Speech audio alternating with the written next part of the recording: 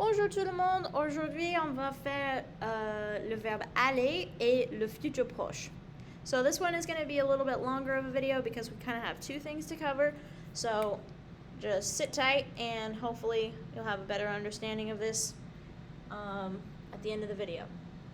So the verb aller, all right, you guys should have learned this verb with Madame Leduc, means to go. So remember, the infinitive is the verb that ends in er, ir, or re. And the infinitive means the unconjugated form of the verb. So I might reference the infinitive in lectures or in the future and stuff so that you know what an infinitive is. It is the unconjugated version of the verb, the basic form of the verb. And infinitives are always to whatever the verb means. Manger, to eat. Aller, to go. Regarder, to watch. All right, so you guys know that anything with an infinitive has the to in it.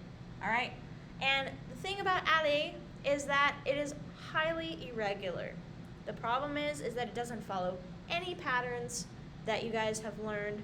You guys have learned ER patterns, IR patterns, and they don't follow any of them, and that can be very difficult.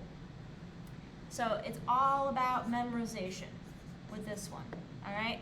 Je vais, tu vas, il va, nous allons, vous allez,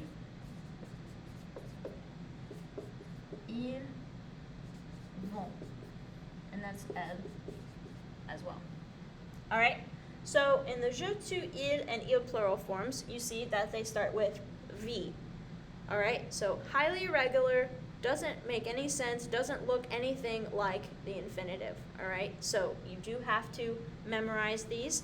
And just like some of our other irregular verbs, you might remember the verb être, which the il plural form was sont, or the verb avoir, which the il plural form was ont. So again, we've got this kind of irregular verb pattern in the il plural form. All right, so the slightly helpful thing is in the nous and the vous form, at least it looks sort of similar to the infinitive, and it has our typical ONS and EZ endings. All right, so that might help you at least to memorize those two specifically.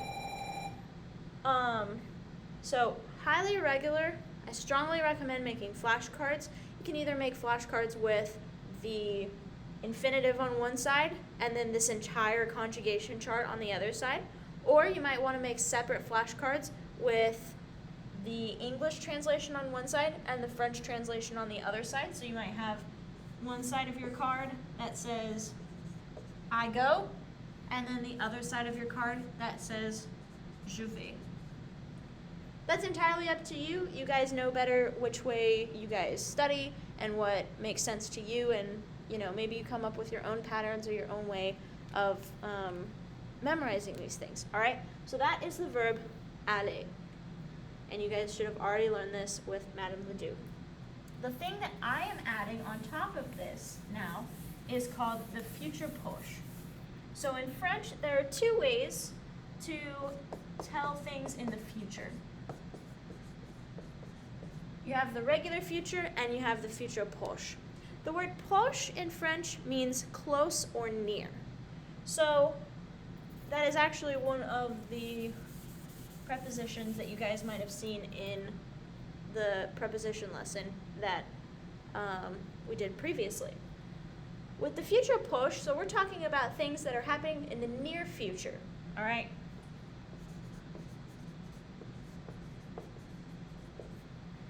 So with the other future tense, that's just the regular, it's just future without the proche part on the end of it. If you look up the future tense in French, or if you put something in the future tense in English into a translation service, such as Google Translate, it's going to spit out the more complicated future tense, all right? And that is not what we're going for here. And this is why I tell you not to use translation services, because they do not translate things correctly, and what in the context of what we're talking about in class, all right? And I want to see you guys able to perform and know how to use the things that we're learning rather than know how to use translation services that don't work. All right, so futur proche is things in the near future. So if we're talking about things that are happening tomorrow or things that are happening next weekend or something like that, then we're talking about the futur proche, all right? And to construct the futur proche is very simple.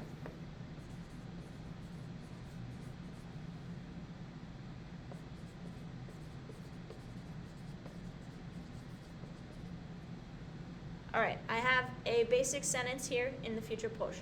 Je vais manger les hamburgers. All right, so we have je vais, which is a conjugation of aller for the je form. We have manger in the infinitive in the unconjugated form. And we have the rest of the sentence that helps give meaning to what we're talking about.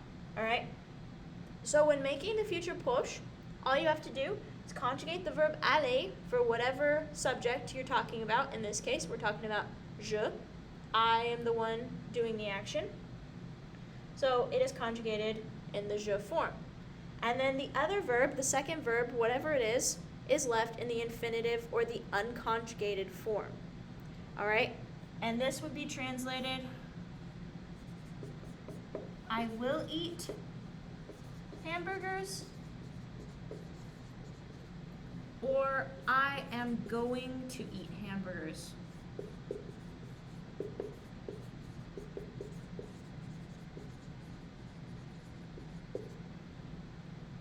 It might be helpful if you think of it more in terms of this.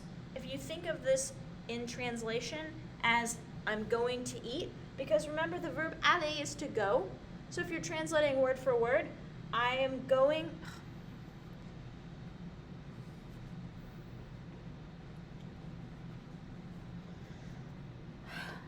So it might be easier if you look at it in terms of this bottom sentence here. I'm gonna put a star by it instead of thinking about it in terms of this, because this is more of like a word for word translation from English to French. So we have I, going, remember aller means to go, so going. To eat, remember the infinitive is to whatever the verb means. In this case, manger, to eat. All right, so we have manger that just slips right down in there, and then hamburgers is the rest of our sentence.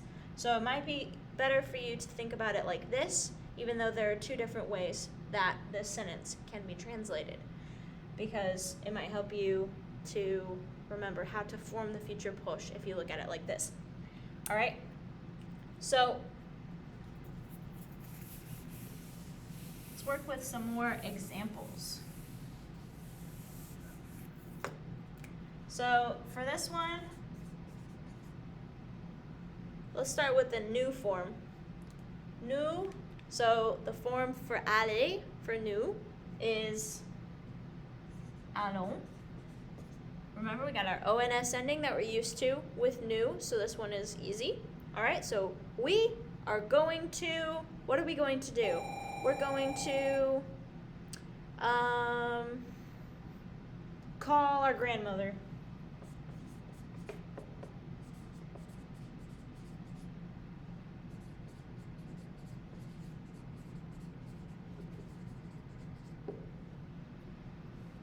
Oh, okay, cool. It is still on the screen. All right, so we are going to call our grandmother. So we have we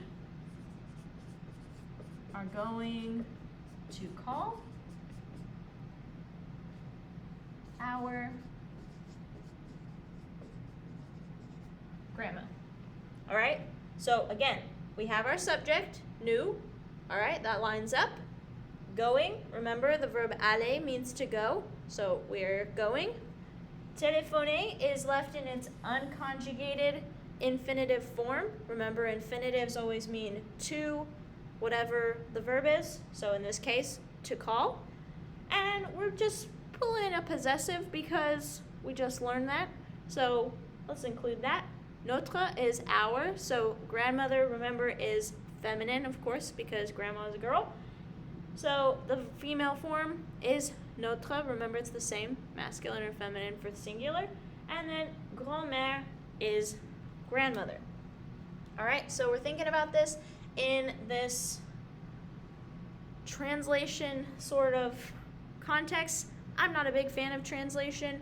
I would prefer you to know how to form the future proche, but if it makes it easier for you to kind of piece it together like a little puzzle, that is perfectly fine, as long as you get to the same end result as the rest of us, all right? And you might put this little formula on maybe a flashcard or something like that. If you have like subject plus conjugate aller plus infinitive. You might have that on a card, and that might help you remember. And you might put some examples. Je vais manger. Tu vas parler. Il va voyager. And I already posted the Futur Proche PowerPoint with the lesson when we did the Futur Proche. So if you guys want to go back and see some more examples, I have some more examples in that PowerPoint for you guys to look at. An important thing that I want to talk about just real quick before I'm done is that in the vous form, I feel like this is the most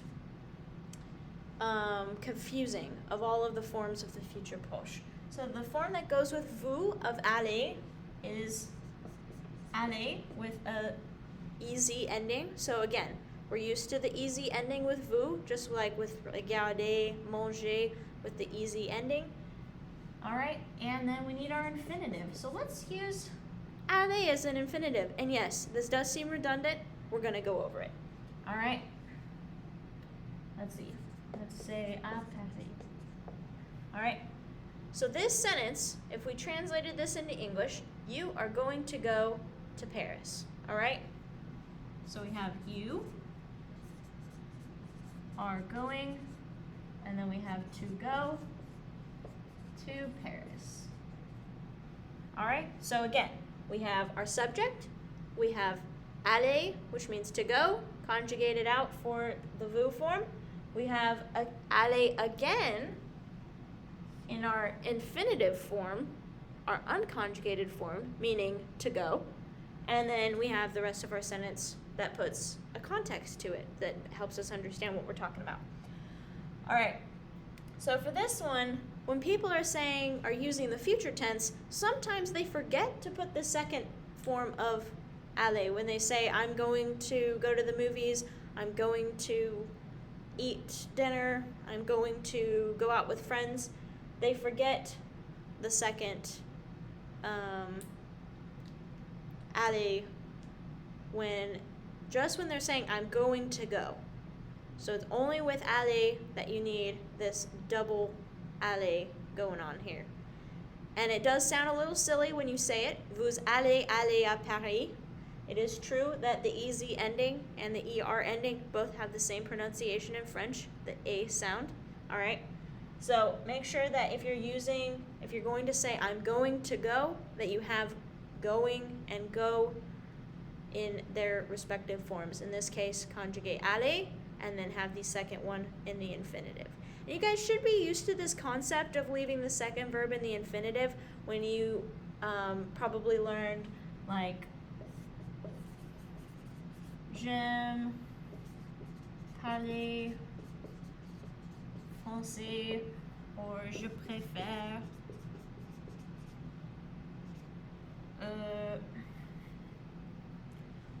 manger les hamburgers. So in these examples you guys may have seen before, you have your first verb that's conjugated and your second verb that stays in the infinitive. So you guys should be already familiar with this kind of writing in French, where you conjugate the first verb and the second verb's left in the infinitive. Futur proche, same thing. Conjugate the first verb, the second verb is in the infinitive. All right? So again, as always, if you guys have any questions or need any further clarification, please let me know. I will be more than happy to meet with you guys. And we're wrapping up the end of the semester. Thanks for all of your guys' hard work. I know it's been a struggle for everybody, teachers and students as well, and especially those of you learning virtually. We're making through it together, and we're going to be successful if we keep working hard. All right? Have a good break, and au revoir.